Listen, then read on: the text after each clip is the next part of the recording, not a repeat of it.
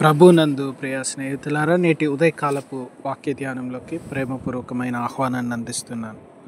ప్రార్థించుదాము. కనికరం గల ప్రభువా, వాక్యం ద్వారా మాట్లాడుతూ మమ్మల్ని బలపరచమని యేసు నామములో ప్రార్థిస్తున్నాను. ఆమేన్.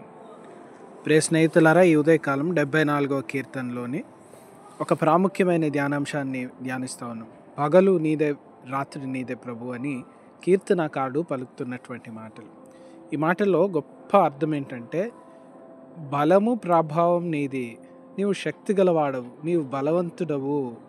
ద పవర్ ఆఫ్ లార్డ్, దేవుని బలము, దేవుని శక్తి. ప్రభువా, నీవే బలవంతుడవు.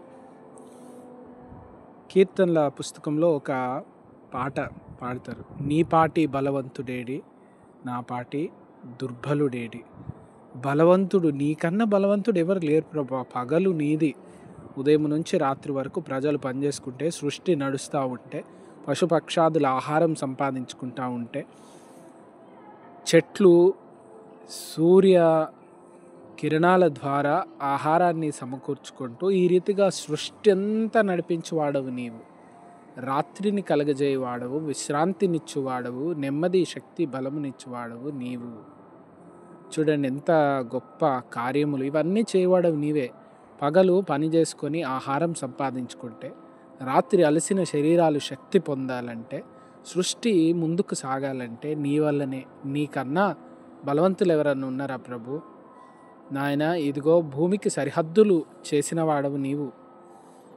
చలికాలము వేసవి కాలమును కలగజేయవాడవు నీవే. ఇంతకన్నా బలవంతులు శక్తివంతులు ఎవరన్నా ఉన్నారా అని కీర్తనకారుడు జ్ఞాపకం చేసుకుంటూ మనకు కూడా తెలియజేస్తున్నటువంటి గొప్ప మాట. నీకన్నా బలవంతులు, నీకన్నా శక్తివంతులు, నీకంటే సామర్థ్యము, నీకన్నా అధికారము కలిగిన వారు ఇంకెవరూ లేరు ప్రభు. నీవే శక్తివంతుడవు, నీవే బలవంతుడవు.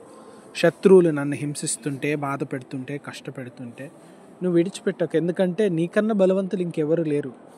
నాకు నా బలహీనతలో విడుదల ఇచ్చువాడవు నీవు, శక్తినిచ్చువాడవు నీవు, బలమునిచ్చువాడవు నీవు, కృపచూపువాడవు నీవు గనుక నా పక్షముగా కార్యము చేయి ప్రభు అంటూ వేడుకుంటున్నాడు, అంటూ సహాయమును అడుగుతున్నాడు. అట్టి గొప్ప శక్తి బలము కలిగిన దేవుడిని మనం కలిగి ఉన్నాం. మనందరి జీవితాల్లో మనం బలహీనపడతాం, అలసిపోతాం, నిరాశకు గురవుతాం. మన స్థితిగతులు ఎటువంటివంటే, మనం ఉన్నటువంటి పరిస్థితుల్లో చిన్న చిన్న కష్టాలకు, శ్రమలకు కూడా ఇబ్బంది పడతాం. కానీ దేవుని వాక్యం చెప్తుంది, నీతిమంతుడు దుర్వార్తకు జడియడు. నీతిమంతుడు దుర్వార్త విన్నప్పుడు, కష్టం విన్నప్పుడు జడియడు. ఎందుకంటే అతడు విశ్వాసి, ఎందుకంటే ఆమె విశ్వాసురాలు. దేవుని పిల్లలు, విశ్వాసులు దుర్వార్తలకు జడియరు. ఎందుకంటే బలవంతుడైనటువంటి దేవుడు మన జీవితాల్లో ఉన్నాడు. సర్వశక్తిమంతుడైనటువంటి దేవుడు, కార్యములను చేయు దేవుడు, శక్తి బలము కలిగినటువంటి వాడు. ఆయనకన్నా బలవంతులు, ఆయనకన్నా శక్తివంతులు ఎవరు లేరు.